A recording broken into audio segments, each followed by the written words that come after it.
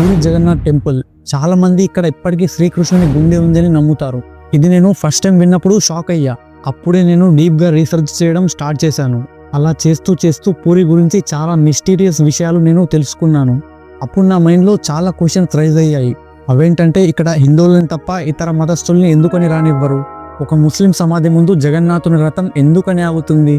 ఆలయంలో డైలీ చేసే ఈ పని ఒక్కరోజు మిస్ అయినా ఆలయాన్ని 18 సంవత్సరాలు మూసేస్తారా? క్వశ్చన్స్ అన్నిటికీ ఆన్సర్స్ తెలుసుకొని నేను షాక్ అయ్యాను. ఈ వీడియోలో ఎవ్వరు చూడని ఆ శ్రీకృష్ణుని గుండెని చూసినా తాకిన వ్యక్తి గురించి నేను చెప్తాను. ఈ వీడియో చాలా ఇంట్రెస్టింగ్గా ఉంటుంది, సో స్కిప్ చేయకుండా ఎండ్ వరకు చూడండి. ఈ స్టోరీ ద్వాపరయుగం ఎండింగ్లో స్టార్ట్ అవుతుంది. కురుక్షేత్ర యుద్ధం ముగిశాక కౌరవుల తల్లైన గాంధారి కురుక్షేత్రంలోకి చేరుకుంటుంది. తన కొడుకుల శవాల్ని చూసి ఆ తల్లి తట్టుకోలేక కృష్ణునితో ఇలా అంటుంది, కృష్ణ, నువ్వు కావాలంటే యుద్ధం ఆపగలిగే వాడివే, కానీ నువ్వు యుద్ధాన్ని జరిపించావు. కృష్ణ, ఎలా అయితే నా వంశం ఇప్పుడు నాశనమైందో మీ యాదవుల వంశం కూడా మీలో మీరే కొట్టుకుని నాశనం అవుతారు అని శపిస్తుంది. అలా 36 సంవత్సరాలు గడుస్తాయి. 36 సంవత్సరాల తర్వాత వాళ్ళ వంశం నాశనం అవుతుంది. ఈ విషయం తెలుసుకున్న కృష్ణుడు ఇక నేను భూమి వదిలి వెళ్ళిపోవాలి అని అనుకుంటాడు. వెంటనే కృష్ణుడు ఒక చెట్టు కిందికి వెళ్ళి విశ్రాంతి తీసుకుంటాడు. అప్పుడే అక్కడికి జర అనే ఒక వేటగాడు వస్తాడు. అతనికి పొదల్లో ఏదో మూమెంట్ వచ్చినట్టు అనిపిస్తుంది.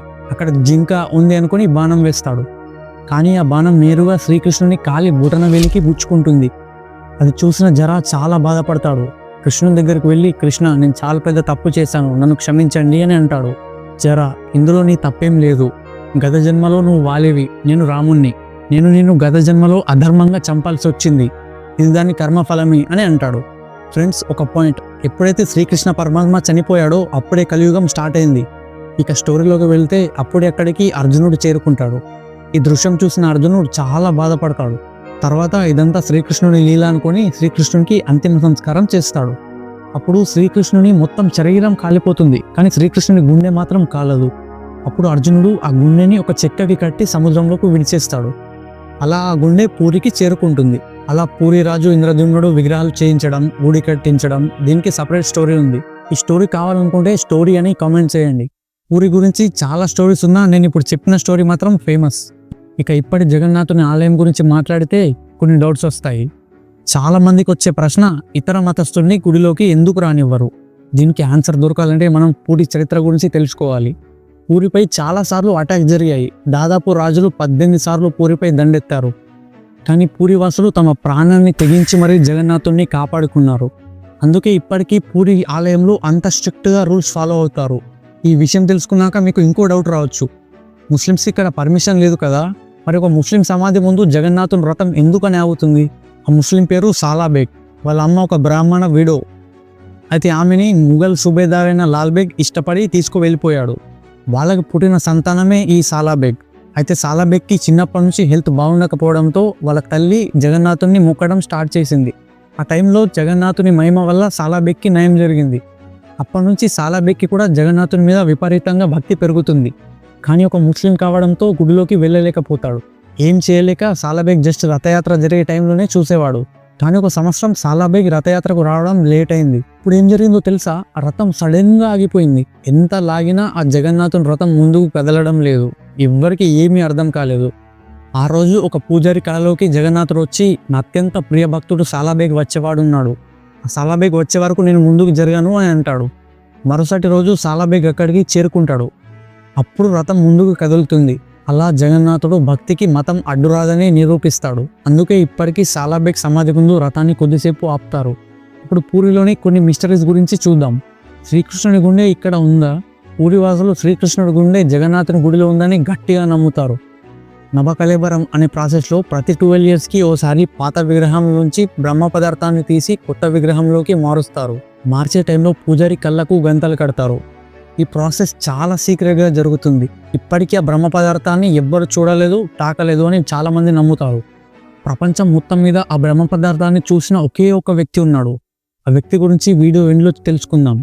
ఇప్పటికీ పూరి జగన్నాథుని ఆలయంలో చాలా మిస్టరీస్ డైలీ జరుగుతూ ఉంటాయని చాలామంది నమ్ముతారు. అవేంటంటే, గుడి జెండా. ఆ జెండా ఎప్పుడు గాలికి ఆపోజిట్ డైరెక్షన్లో ఎగురుతుంది అని నమ్ముతారు.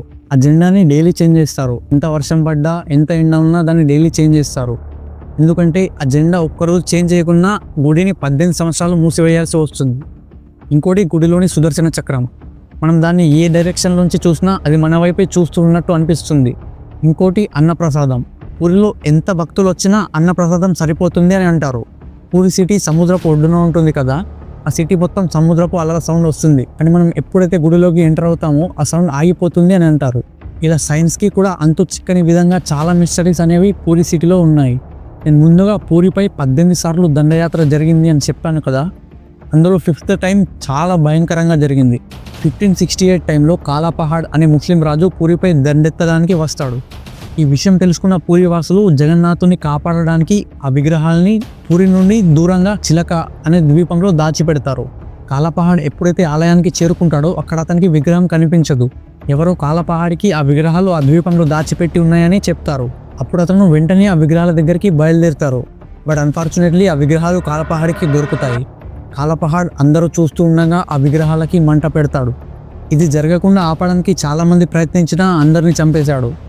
అప్పుడు అతనికి ఎవరో వీటిని కాదు, వీటి లోపల బ్రహ్మ పదార్థం ఉంది, దానికి చాలా శక్తి ఉందని చెప్తారు. అప్పుడు కాలాపహాడ్ ఆ బ్రహ్మ పదార్థాన్ని తీయడానికి ట్రై చేస్తాడు. ఎప్పుడైతే కాలాపహాడ్ ఆ బ్రహ్మ పదార్థాన్ని చూస్తాడో అప్పుడే అతని శరీరం మొత్తం కాలిపోతుంది, అక్కడికక్కడే చనిపోతాడు.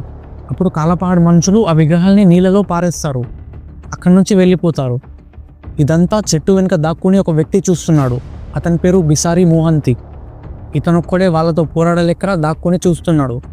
ఎప్పుడైతే వీళ్ళు వెళ్ళిపోతారో ఆ బిసారి మోహంతి అనే వ్యక్తి నీళ్ళలో దూకి ఆ బ్రహ్మ పదార్థాన్ని తీసి తన మృదంగంలో దాచిపెడతాడు. ఇప్పటికీ ఇతనే బ్రహ్మ పదార్థాన్ని చూసిన వ్యక్తి. కొన్ని సంవత్సరాల తర్వాత రాజా రామచంద్ర అనే రాజుకి ఇచ్చేస్తాడు. అప్పటి నుంచి రెగ్యులర్గా నవకళేబరం ప్రాసెస్లో కొత్త మూర్తులలో ట్రాన్స్ఫర్ చేయడం జరుగుతుంది. ఫ్రెండ్స్, మనం ఇప్పుడు కలియుగంలో ఉన్నాం కదా, మరి ఆ కలియుగం ఎలా అంతమవుతుంది, దాని డీటెయిల్స్ ఈ స్క్రీన్పై కనిపిస్తున్న వీడియోలో ఉన్నాయి.